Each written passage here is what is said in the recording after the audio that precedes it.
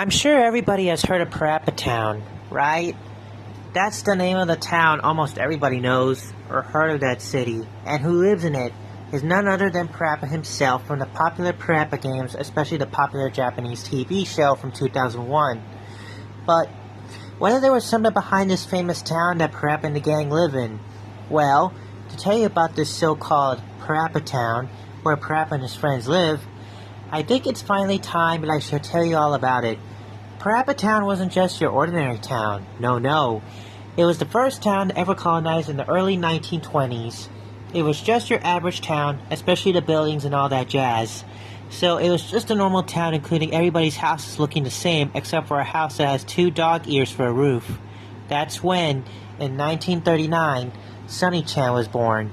Sunny Chan, was the first one to come into Parappa Town in the 1940s. She was the first flower child to ever come into this town. Sunny's favorite thing to do was planting flowers and nurturing them. She really knows how to take care of flowers, especially as a gardener. Sunny died in 1950 while taking care of the flowers and getting the watering can from the garden shed. She accidentally got decapitated by one of the gardening tools that fell out of the shelf with the watering can. As for the afterlife, she still continues to be the flower child and still takes care of flowers to this day. Matt was the next person to come to Parappa Town. He was born in Chicago in 1943 before Sunny's horrible death, but afterwards moved to the city at the age of 8. Then, at 13 years old, Matt was always fascinated to sports and likes to play with his friends at the time.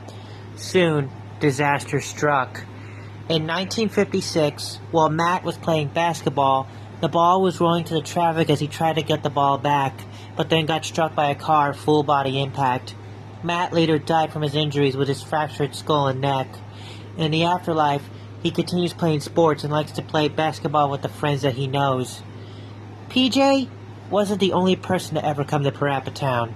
PJ was born in 1956, a year after Matt's death, and later moved into the city in 1962. He was the only person to have narcolepsy and likes to sleep during the day. But then, in 1967, while sleeping in a tree, PJ died in a brutal way, having the tree he was sleeping on came chopping off with an axe, killing him instantly. That's why in the afterlife, he always likes to sleep during the day, especially having a bubble in his nose. Parappa and his little sister Pinto came next after PJ's death. As brother and sister growing up, they were both living with their father in the early 1970s, and that their mother had died from an unknown illness in 1968.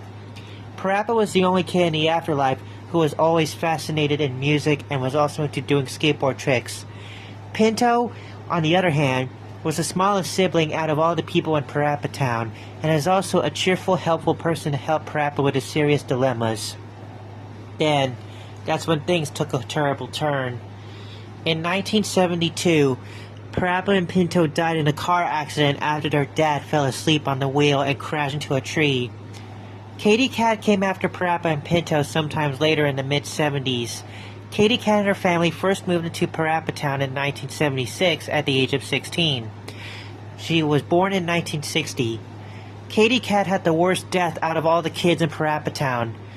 In the winter of 1978, a serial killer broke out of the mental hospital while it went into Katie Cat's house and began to kill Katie Cat by stabbing her to death along with her family, and eventually stabbed himself afterwards. Soon, in the afterlife, Katie Cat is well known into becoming a passionate but also becoming short-tempered, brash, and getting angry in front of everybody. Finally, Paula Fox was the last person standing and to ever visit Parappa Town on the entire planet. Paula and her family had first moved into the city in the early 80s after Katie Cat's death. She and her family moved into Katie Cat's old house in 1985. Like most kids in Parappa Town, she is just like Katie Cat, but more unfazed and flexible, and never leaves the gang behind in the afterlife. Everything was all normal for Paula and her family. That was, in 1989, while her dad was building a rooftop for their house, he was getting more bricks for their rooftop, but accidentally loses one of the bricks and it made struck Paula in the head while she was coming home from school. She was then taken to an ambulance where she later died in the hospital with her fractured skull. To this day, the friends we all know in Parappa Town are still alive and active. You don't even realize this town is named after the famous character himself, and the world may never know why the town is named like that.